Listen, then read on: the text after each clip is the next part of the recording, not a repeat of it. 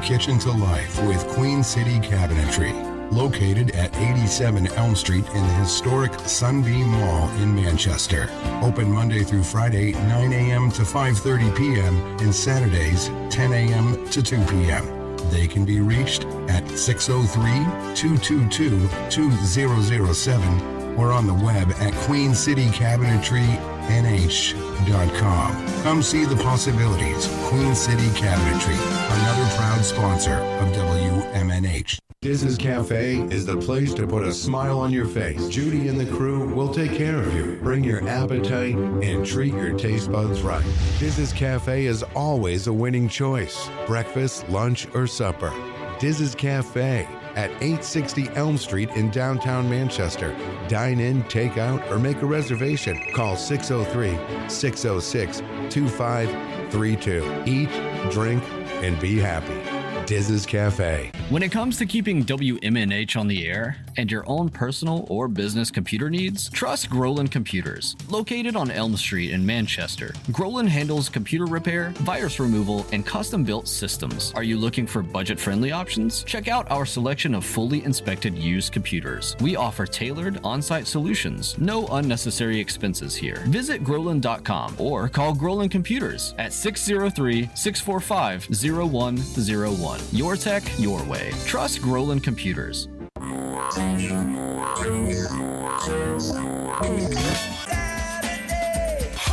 Midnight. 7 times out of 10, we listen to our music at night.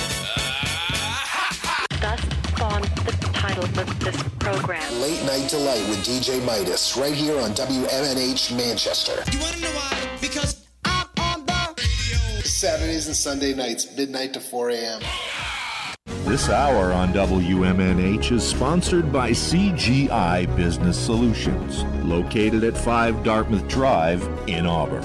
They serve all your business needs, including employee benefits planning, corporate design and business administration, investments and wealth management, and customized business insurance solutions.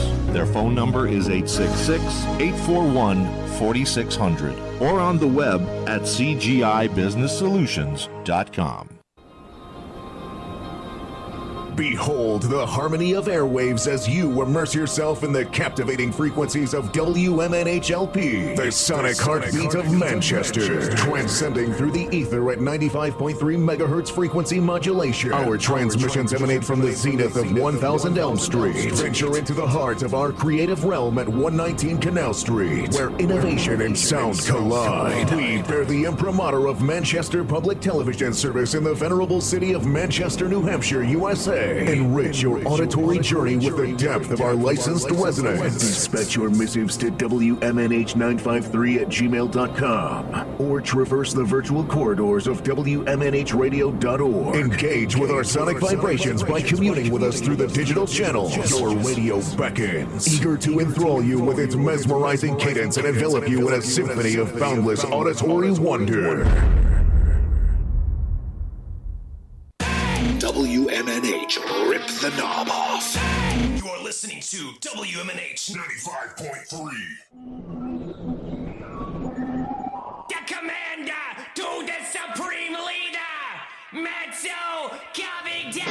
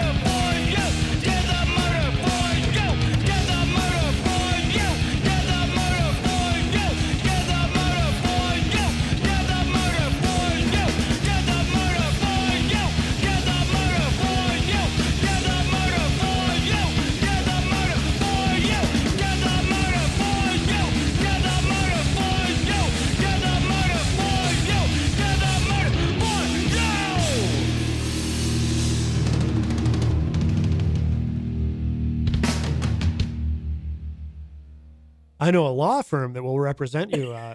Anyway. Yeah, fantastic.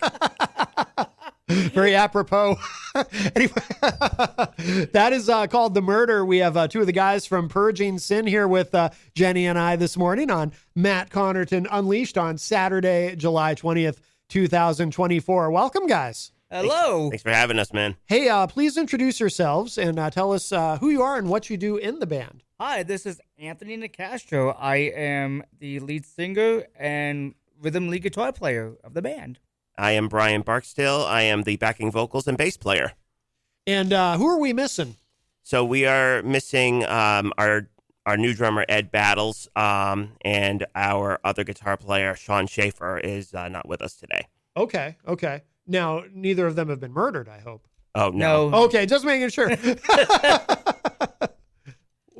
Why, you look like you're about to say something.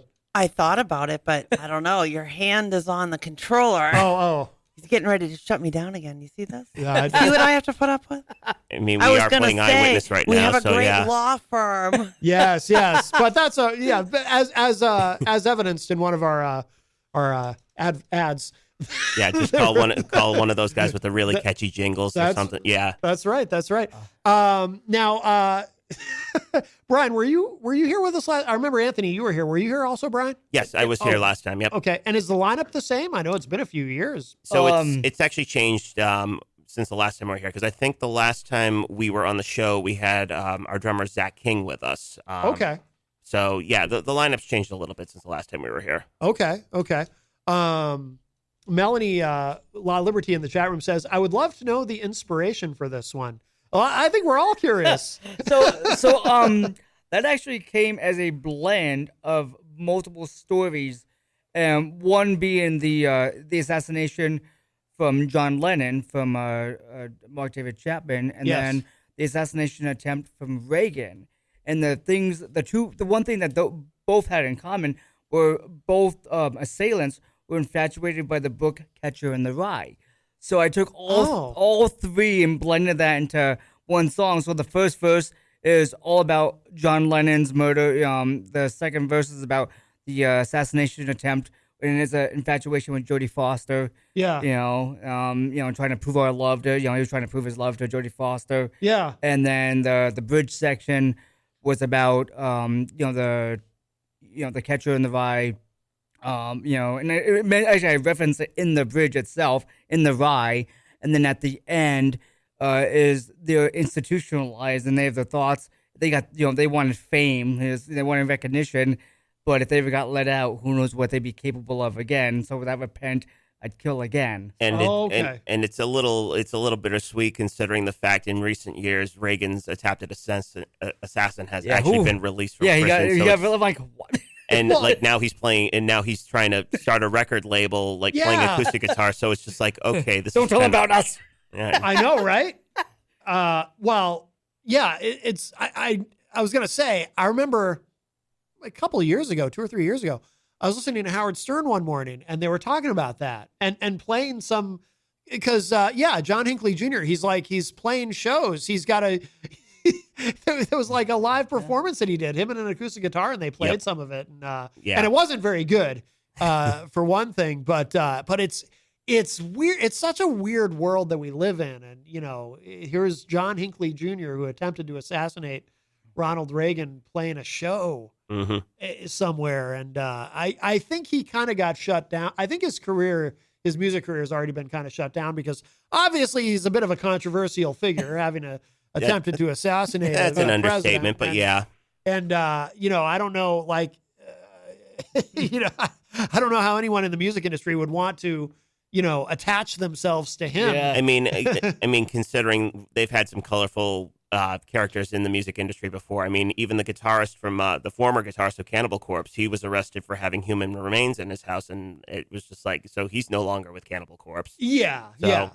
And again, and I guess anything is possible. I don't know how else to say so. I mean, people complain about cancel culture, but there do have to be some limits in terms of what we'll tolerate, right? Right. I think I would draw the line at the music of a would-be assassin. Yeah, sounds about right. Yeah. But So I wondered what the so that's what the song's about. It is and Anthony, you wrote the lyrics? Yep.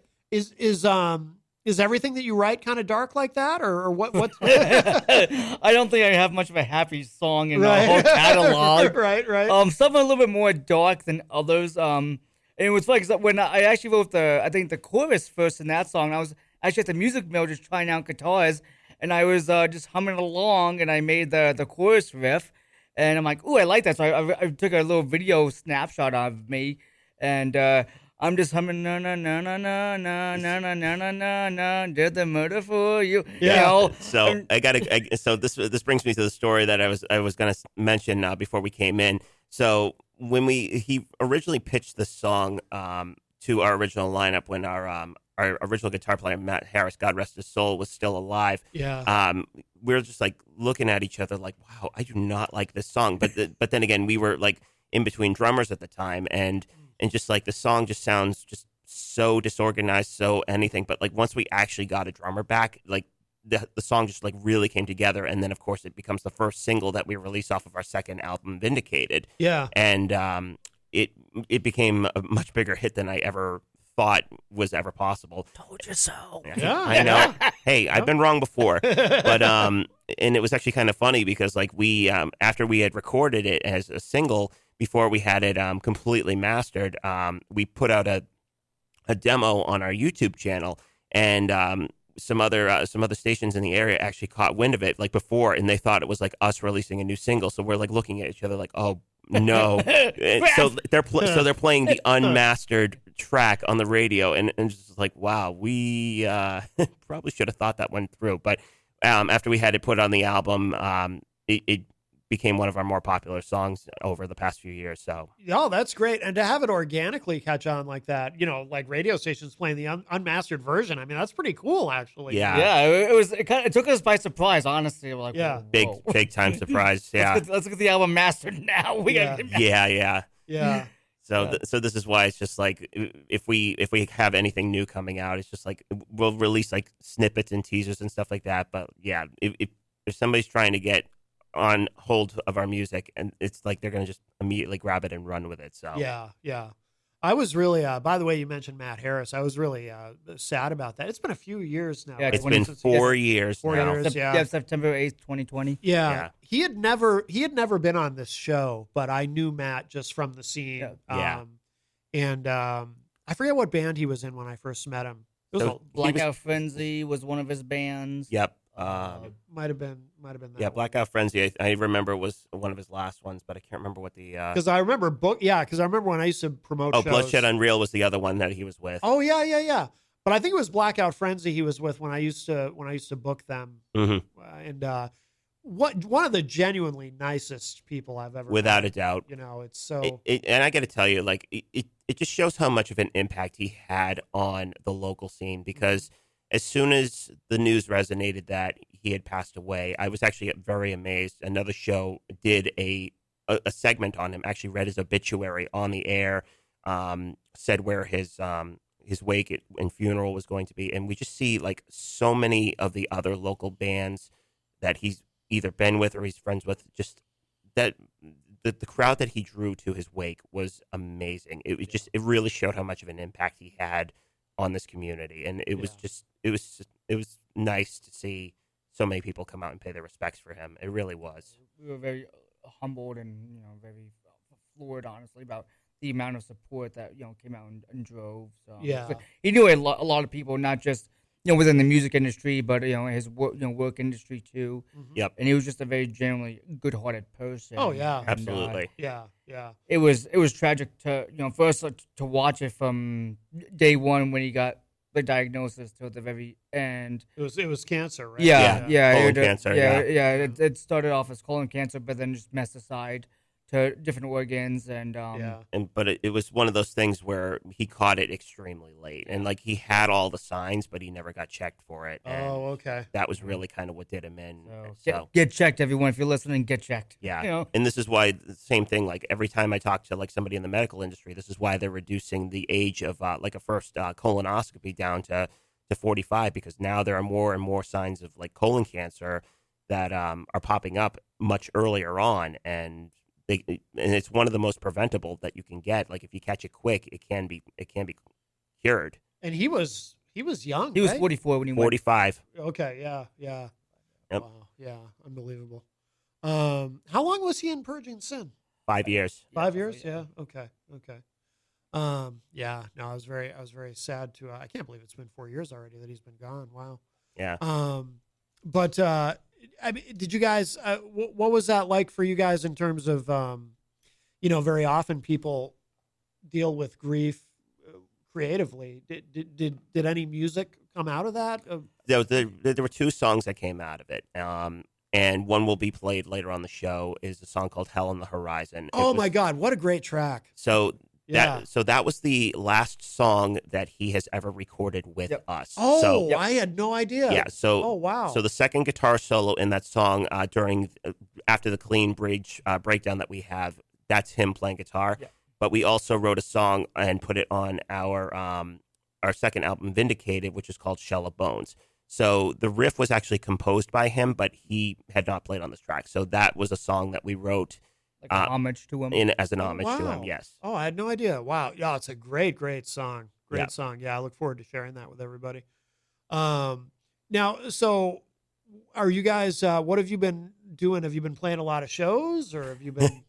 We've been very busy, and it's, Yeah. I mean, so obviously, like a lot of stuff has been kind of just, it's been slowing down, but also picking up. And summer now for us has actually gotten very busy. We actually just came off of a show at Tupelo Music Hall. We opened for the all female 80s metal band Vixen. Oh, no kidding. You opened for Vixen. Yep. That's cool. So we just got that one, and then of course the big one that we have next Thursday is we're returning to the Bank of New Hampshire Pavilion to play on the hazy little stage before Godsmack, Nothing More, and Flat Black. Okay.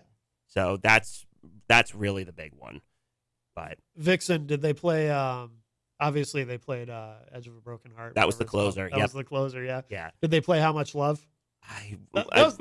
We were watching the merch Weird booth Mooch- for a lot. Oh, of the man. show, unfortunately. And it's funny because like the only original member of Vixen is is Rocky Petrucci, the drummer. Yep. But and they just debuted their new lead singer. I can't remember what her name was, but Yeah. very nice group of girls. And Because they put out a new album just within the last year, I think. yes, It's a- and funny thing is they actually had a lead singer, Lorraine Lewis, and they recorded that album with her. I think their single was called Red. Yes. But it's funny because like I had a situation with my my aunt actually met Lorraine Lewis a few months ago. She's actually my aunt has recorded backing tracks on a Lorraine Lewis track. No kidding. So I was thinking to myself, I'm like, so my aunt is talking up Lorraine Lewis about us, and I was thinking, man, this would come full circle if like we got the show, we're opening for Vixen, but then Lorraine Lewis leaves Vixen months before we're supposed to open for. So it was this close to becoming full circle. Like Yeah. the fact that like they were talking us up, and then the next thing you know, we're playing with Vixen. So That's pretty wild. yeah. I think too, like her leaving, it was there's some kind of issue, right? I think legally or something, like if I'm not mistaken, it was not. I haven't looked up on it. I think it was like a creative thing, but I really can't remember Yeah. what the reason was. I saw something about it, but there was some sort of a disagreement, as so often happens. Yeah. In the music industry. Yeah. So the drummer, she's the only original member. Correct. Yeah. They were all nice people. We got to hang out after the show with them till they booted us all out. Yeah. Yeah. Yeah, so we have a couple of pictures on our Instagram of us. I mean, both me and Anthony with our respective players. So I'm with the bass player, he's with the lead singer. So Cool. it was a good night. We had fun. Now, what is so in a scenario like that though? So how do you? I mean, what is your mindset? Because you have to know going into that. This is you guys don't sound like Vixen, and you know, and the typical. I don't want to say typical, but you know, I mean, Vixen. For anyone who doesn't know, for youngins who might be listening, you know, they were you could call them hair metal. Some people don't like that term, but yeah, they were. You know, from the 80s. You know, they had a couple of big hits and. But very much that sound, and you guys are very much not that sound.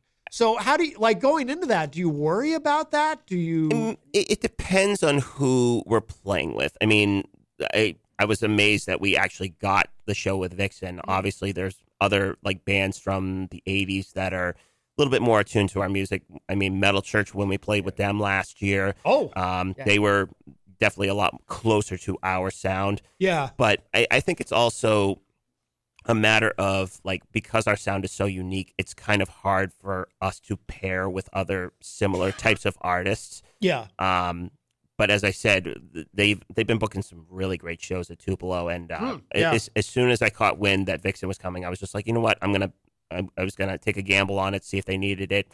I was amazed they reached out and they said yes, and we just hopped on it as quickly as we could. Yeah. And then so what happens? Like, is there kind of a process of winning them over, as there sometimes is in these situations? I mean, it didn't, like, they were loving it from the first, no. I mean, good. There were people. There was the first table in front of us. They like all headbanging. Good. Now, I mean, one thing we started doing more and more as the crowd gets closer to us, close enough, you can start playing, like, hand them a guitar pick, in mid stroke and go grab another one. Yeah. And it's stuff like that, the interaction. So you're not like 10, 20 feet away from them. You can get even though there's like no mosh pit in front of you, there's still a lot of engagement and interaction, right, as well. And the crowd reaction was phenomenal. When we played like clean parts of a song, they had their cell phones up. Good. When I was doing the hey hey heys, they would chant something back. Yeah. So I mean that's really, it's still, it always comes like as a shock to me every time I do something on vocal wise and they respond back to me. I'm like, wow. I'm like, but I'm in command. And at the same time, with us being like an opening act for a lot of these guys, is our job is to just get the crowd fired up, getting them ready. And like, if we have the crowd excited and enjoying our music at the same time, I know we've done our job. And we're very lively on stage. We're not statues by any stretch of the mind. No. Right. Oh, by the way, I missed this comment. Do you guys know Bruce from Legion of Solace? I do not know. He's in Massachusetts, but does a ton of work with musicians from all over New England and promotional wise. And we had him on the show. Great guy and someone you should definitely meet. But he mentioned this. We were talking earlier about the Murder song. He said, "Don't forget, Manson wrote a Guns N' Roses song." Which one was that? I can't remember. Huh. I thought he worked with the Beach Boys. Manson? Oh, Charles Manson. Charles Manson. Yeah. I thought he was with the Beach Boys, or the Monkees. I'd have to look that up. I'm pretty sure he worked with one of those bands in the 60s. Yeah. I know he was inspired by Helter Skelter by the Beatles. I know that. Yeah. I mean, it's funny, much like any modern horror movie, like, the best inspiration comes from the worst of society. That was a quote I remember watching from a celebrity graveyard channel that I follow. And they actually, when I was watching that same channel, I remember they highlighted the grave of Ed Gein, which was the inspiration of like Silence of the Lambs, the Texas Chainsaw Massacre, and was actually the premises for Slayer's Dead Skin Mask. Oh, okay. So, because he was the Plainfield Butcher, the guy who would tear off people's skin and use it for clothing or lampshades or furniture, stuff like that. So that's what I mean. It's just like some of the most horrific things, like in songs and media, come from like reality. So it's strange, but it really is. Now, what was opening for you guys? Opened for Metal Church? Yep. Yes, that must have been cool. That was fun. They were awesome. They were so much fun. So those guys, I met those guys back in 2019 on board the inaugural Megadeth cruise that I happened to just win a free cabin to. Oh, no kidding. And it's funny because Sted Howland, who is formerly of the band Wasp, he's now playing drums for Metal Church. He's from Onset, Massachusetts, so he's a fellow Mass native like me. So we started talking over the past few years. Really nice guy. And we've just stayed in contact over the years. And I heard they were coming to town, and I was just like, can we play with you guys? And we worked it out. We got a hold of it. And then, of course, the new lead singer, Mark Lopes, who's in Ross the Boss from Manowar, he actually took over for Mike Howe after he passed away in 2021. And it's funny because I talk to Mark all the time. He's, once again, a fellow Massachusetts native. He actually went to high school with a friend of my dad's. So, and then we finally actually met each other playing the show together. And it's just like half the band is based out of Seattle and half the band is based out of Boston. It's just it's such a cool mix. But but those guys, they're hot tickets. They're great guys all around. That crowd must have been really into what you're doing. They loved it. Yeah. That was probably one of our more livelier crowds we've had, even though they had they had the dining room table thing all across the stage, and like that was the thing we've heard from all the fans was like, oh, it should have been standing room. We should have had mosh pits. It's quite funny. Bruce just put this in the chat room. So the song Charles Manson wrote that Guns N' Roses recorded was called "Look at Your Game."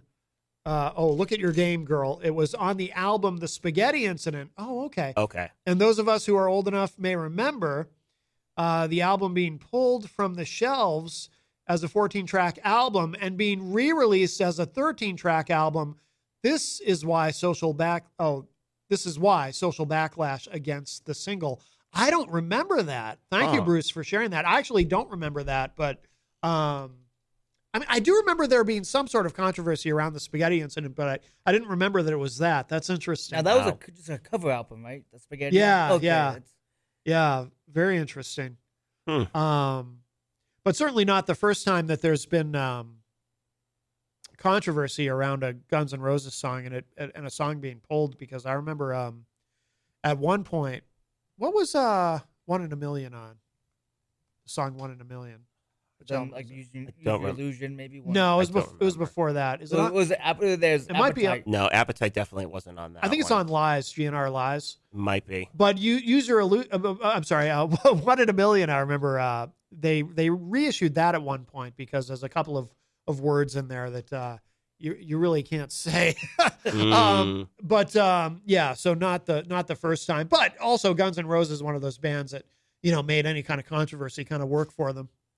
Certainly. The whole no publicity, there's no such thing as bad publicity. Right. Which does have its limits. I mean, it's not literally true, but it is true in a lot of. I mean, you even look at the album that was released by Slayer back in 2021. It just it coincided just terribly, but perfectly with the days and the events of it. But it's just I mean, they advertise themselves as an anti-religion band anyway. But that really caused a controversy because it happened to be released on 9/11. Was the album God Hates Us All? And yeah. So, yep. So obviously that really kind of that's gonna relieve some negative backlash. But yet, funny enough, it's one of the most popular albums they've ever released. Yeah. Well, that was always the dynamics in that band too, a little bit complicated creatively because.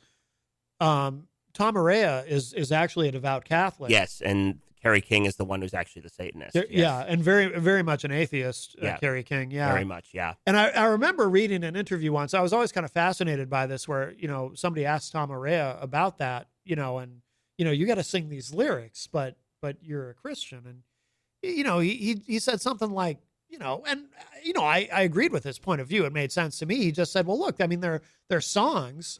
These aren't necessarily my thoughts and ideas. When you're singing a song, you're kind of playing a character in a sense. You're, like the murder song. You're not you're not advocating for murder. You're putting yourself in the mind of the headspace of those people, right? And there's a difference between and much like acting, there's a difference between what an actor plays and how the actor actually acts in reality. Now. You look at any of the black metal bands you see out there, like Dark Funeral, they practice what they preach. So they are the true Satanists, the blood drinking, whatever. So is that true? Really? Yeah. That's what I mean. Same thing with what was the other one? Behemoth, the lead singer Nurgle. Same thing. He's a devout Satanist. I mean, there's a difference between acting versus advocating. Right. Yeah, of course.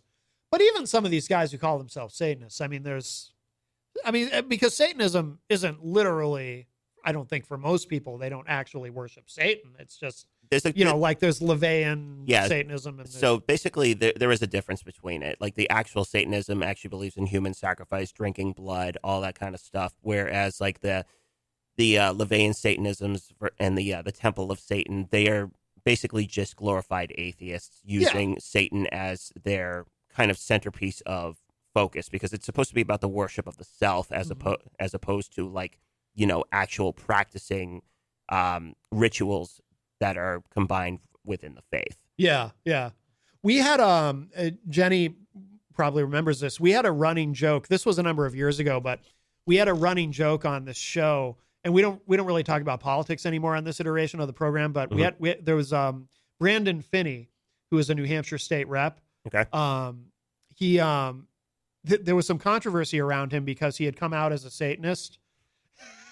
And he's a Republican, so is expected to be a Christian, but he had come out as a Satanist, and a lot of people were mad at him. And apparently he's not even really a Satanist. He was just kind of trolling. Yep. But so we had a running joke on the show, though, for a long time that we wanted to have him on the show to discuss this with him and explore the subject, but he had some very specific demands, and that exactly he wouldn't come on unless exactly 13 days before his appearance on the show, we sacrificed a goat in the studio. And then he demanded that we this was when we were in our old studio on Elm Street on the 3rd floor. We had to then, after sacrificing the goat, push the goat out the window and onto Elm Street, and then retrieve some of the blood at that point and so forth. So he had this whole thing he wanted us to do, or he refused to come on the show. To this day, I don't know, and I'm Facebook friends with him, and we've talked, and he's been on the show. But I don't know if he, to this day, if he has any idea that was a running joke on the program. That is really funny. I don't know if he even knows, and I've never asked him if he knows, because in my twisted mind, him not knowing makes it even funnier. Yeah. It's just to me. But anyway, yeah, we had a running joke about that that went on for a couple of years, whenever his name would come up. I guess if you need a goat, opened up, I moonlight as a butcher. Yes. So. Well, I just, I used to say too, because I remember saying on the air that I had told Brandon, I said, look, dude, we're not zoned for that. And we can't risk, staining the carpets and things getting on equipment and whatnot. So he just refused. And that's valuable. Yeah. I mean, there's a fine line for this kind of stuff. It's just like, I mean, if it's ritualistic, as long as it's not really harming anybody, then it is what it is. But like when you start causing like bodily harm and ending life, it's just like, okay, you're drawing a very, very quick line right there. Yeah. And that's really where like a lot of these people who practice these rituals, it's just like, okay, human sacrifice, you're basically taking the life of another.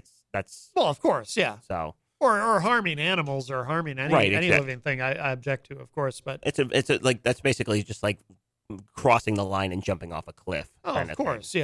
Yeah, of course. How did we get onto that? I don't even remember. Oh, yeah, because we were talking about themes of the song. Yeah.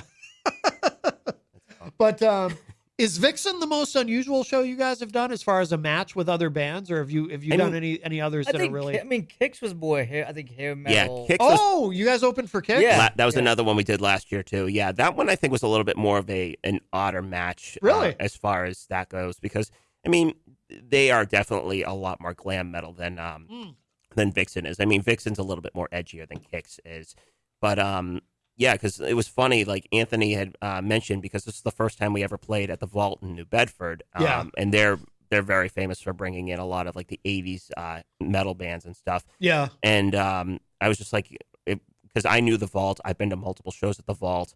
It's a great venue. And he mentioned who we were playing with. And I'm actually the one who was like super influenced by the glam metal scene back in college. And I loved Kix when I was in college. No kidding. Yeah. So as soon as he said that we were opening for Kix, I just like immediately start freaking out. It's like when I messaged him, like, "Hey, Brian, we got offered a show for this band called Kix. Want to do it?" And I'm just like I didn't know anything. I really didn't know much about Kix, and I didn't know he was a fan of Kix. Yeah. So it probably came off like as like a matter of fact type deal, like nonchalant. Like we got offered a show for Kix. Want to do it? Yeah. That one really got me excited. But the thing is just like, and this is where I kind of wish like the headliners could be a little bit more respectful to the local openers, because we arrived on the scene like right at the sound check, but they just took right off. And so we were on scene, we were interacting with everybody, saying hey, and the only time we ever got to interact with them was like a couple fans stuck around after the show. I went inside because I wanted to say thank you for having us, and I was able to talk to Brian Forsythe, the guitar player, just to say thank you, and it was just like, who is this guy? So it was but I don't know. I mean, with Metal Church, they hung out with us. Oh, yeah. We were very social. Our merch tables were side by side, so we were interacting. I actually was helping Kirk. Yeah, he was having some hip troubles. I got in the chair and stuff. He's had hip surgery. Oh wow. Yeah, as well. Because originally they were supposed to play once again at Tupelo this year, but because he had to have that emergency surgery, they had to cancel all their dates this year. Yeah. But yeah, so and we've interacted with them. We talked with them backstage. They hung with us. They were actually like willing to just like sit and talk with us the whole time. So they were what we hope like anybody we play with would be. Just That's like, cool. Just down to earth and just social, you know? I mean, you're playing with bands that are trying to be in the shoes of the people that are putting these shows together.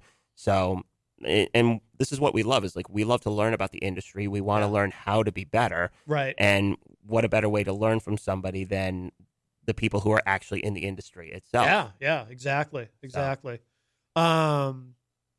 I'm trying to remember Kicks. Like they had a few hits, Don't right? Close Your Eyes. Don't Close Your Eyes. Don't close. That's the big one. That was the big one. The big but, power ballad. Yeah. But obviously, like they had the long strip of songs from Cold Blood to Girl Money. Girl Money is the one I was just thinking of because that one stands out to me because I remember the first time I heard it, I thought it was AC/DC. Yep. And then obviously, like the whole Blow My Fuse album was like the biggest thing. But obviously, Midnight Dynamite was another great album. I think those were like the two best albums for those guys. But when they came out with their final album, Rock Your Face Off, I think back in 2013, 2014, something like that, they had two singles off of that one, which was Love Me With Your Top Down, and the other one that they worked into their final set list, which was Wheels in Motion. Okay. So that one was the one that kind of did. But when they played the set list live, a lot of the stuff came off of Midnight Dynamite and Blow My Fuse. Yeah. That was really kind of what helped. You got to play the hits. Yeah. Did they close with Don't Close Your Eyes? They actually closed with Blow My Fuse. Oh, no kidding. Yeah. And it's funny because we had no idea that they were actually going to plan on hanging it up after last year. So it was like second to the last show, I think. Oh, no kidding. Something along that nature, because they did their final show in their home state of Maryland, and back in September of 2023, they called it quits for good. Oh, wow. So they were on a farewell tour, basically? Yeah, essentially. They just didn't tell anyone. Yeah, they didn't tell anyone. Wow. Oh, good for them, I guess, for not going for the cash grab. Right. Motley Crue. Sorry, Motley Crue, but I know. Oh, I know. I was like, sorry, Vince.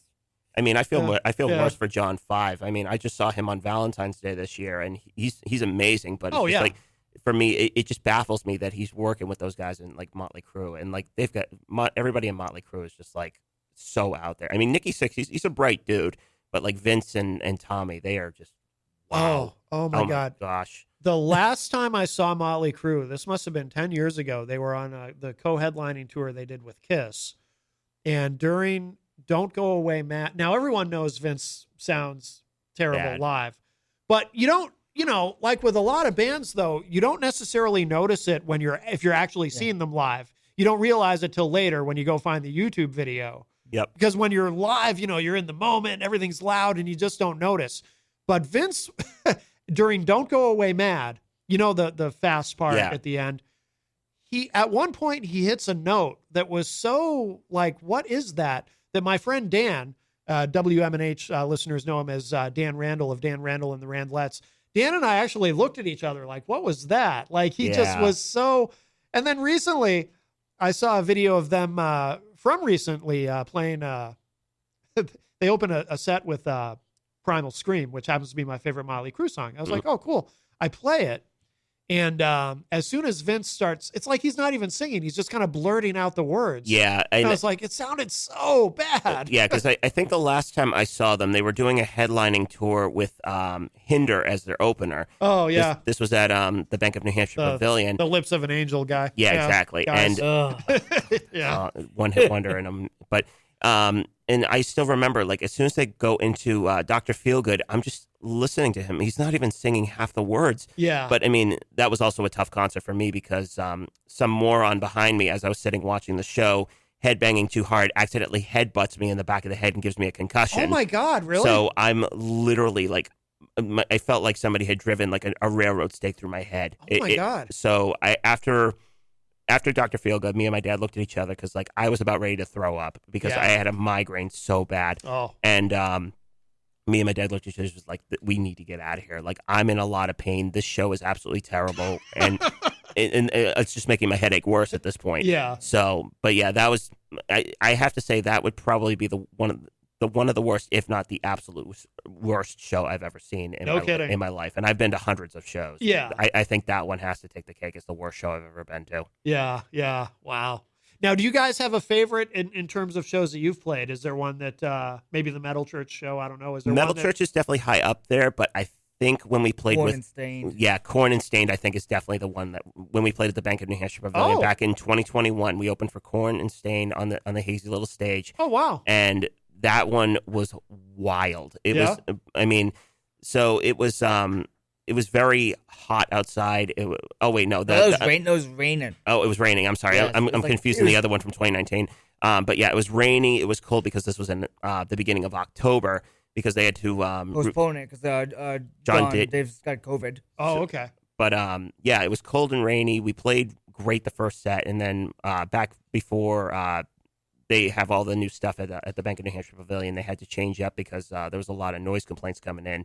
So the local artists would play a second set after the main show. But people were walking out. Yeah. And they didn't walk out. They just stayed, and they jumped up on stage as we were playing.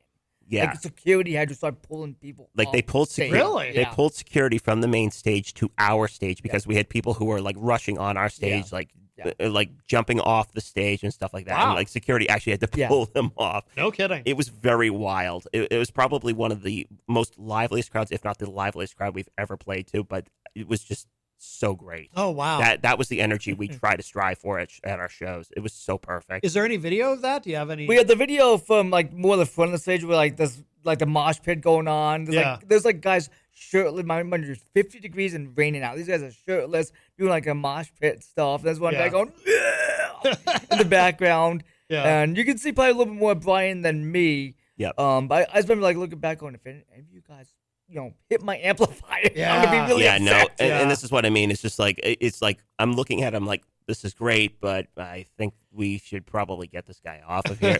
So I'm just, it's funny because it's like it's a pleasant excitement, but obviously history. There's a liability encouraged too. Huge liability. Oh yeah, no doubt, doubt. Wow. Now, so what is the songs that we're playing today? We played the Murder song, and we're gonna close in a few minutes with the other one that I absolutely love. But are these part of an album that's available? Second album, Vindicated. Vindicated. Okay. When did that come out? So we released that back in July 29th of 2022. Okay. That was we actually took advantage of the pandemic, and we still got together. We took the time when we weren't playing. We wrote the album, we recorded it, and that was when we ended up releasing it. So we stayed productive during that whole time. Okay. Yeah. Oh, by the way, Bruce from Legion of Solace says, I remember that show. I was in your mosh pit. Oh, no awesome. Kidding. I love it. He was there. Yeah. Yes, that's awesome. Yeah, that's very cool. Very cool. Are you working on new material? Yeah, we're debuting a brand new song from the next album. Two new songs. Well, we played one of the new songs that we had at Porch Fest in Rochester last year. 2 years ago. 2 years ago. Okay. So we haven't actually put it on an album, but yeah, we have a brand new song that we have never played live before that we are debuting next Thursday at the Bank of New Hampshire Pavilion. So if you this Thursday, right? We're still in the current week, so I say I'll call it next Thursday. Once Sunday comes around, then I can say this. Yeah.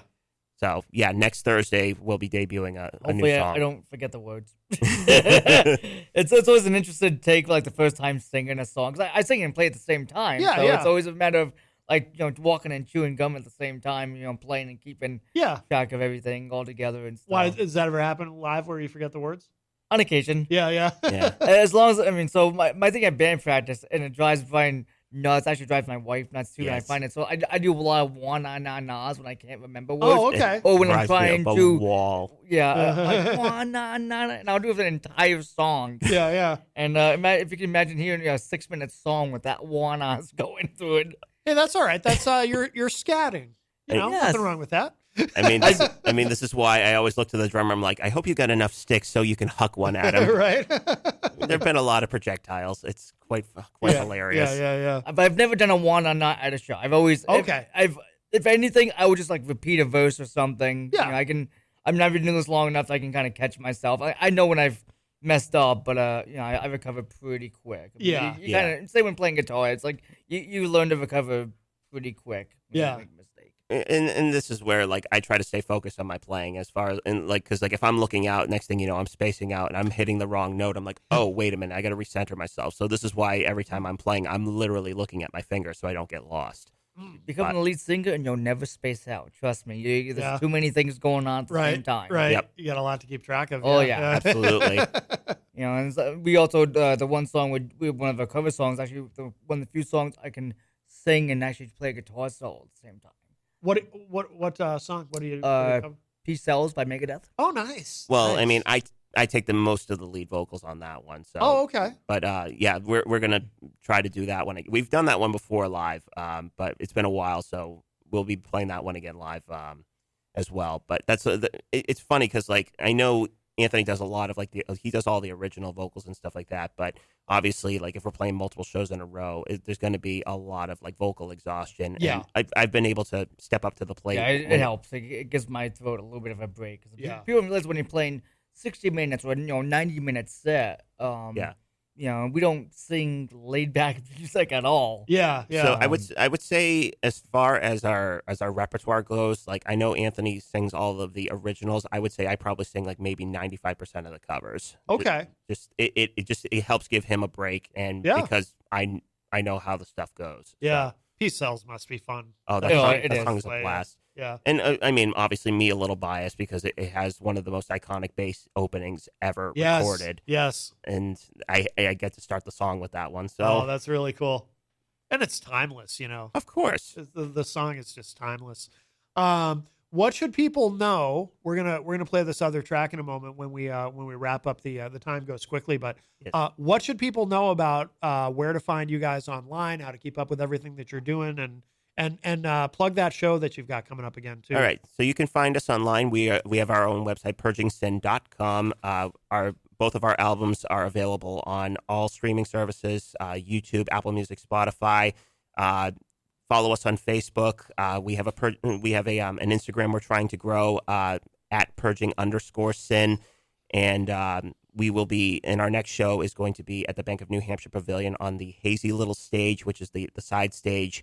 As you walk through the front entrance, before Godsmack, Nothing More, and Flat Black, we go on at 6 p.m. Excellent. Yeah, that's a big deal. Congratulations on that. That's very cool. Thank you. We're also on Bands in Town and Reverb Nation. That also gives a list of upcoming shows in sequential order and locations. Okay.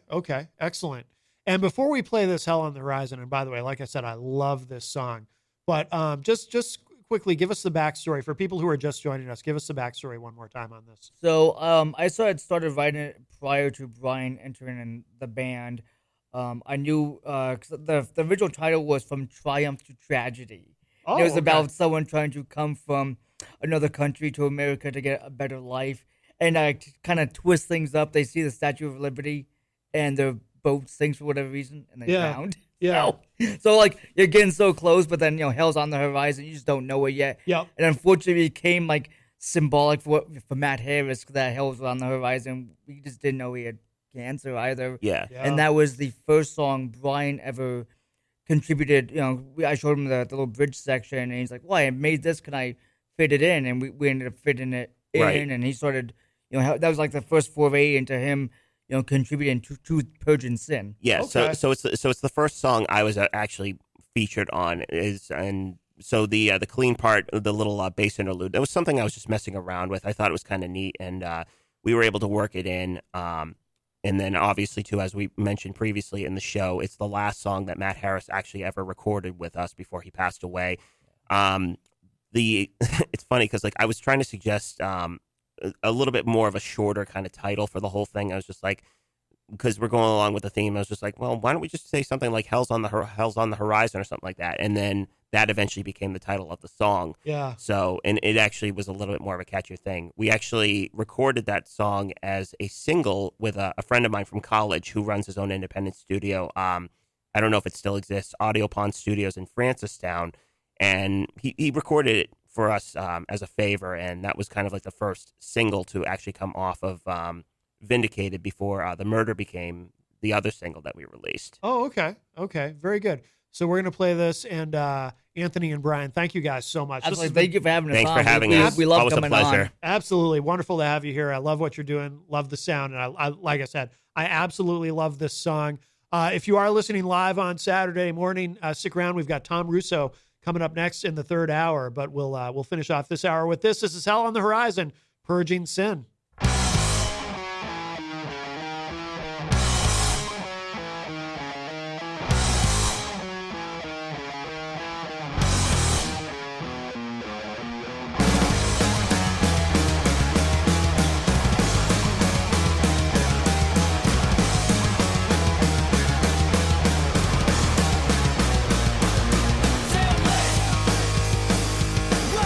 Endless dreams you from it, run it.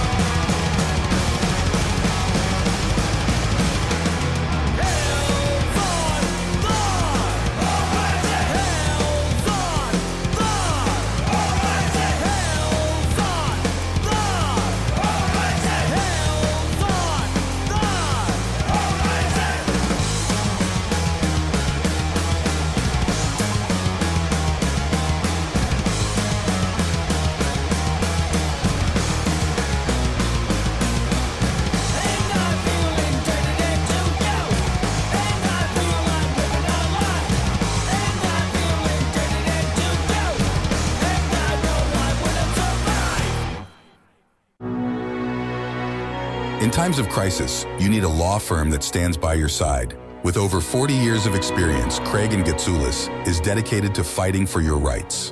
As former state prosecutors, our attorneys have the knowledge and trial experience to provide an aggressive defense against any charge, from DUIs to homicides.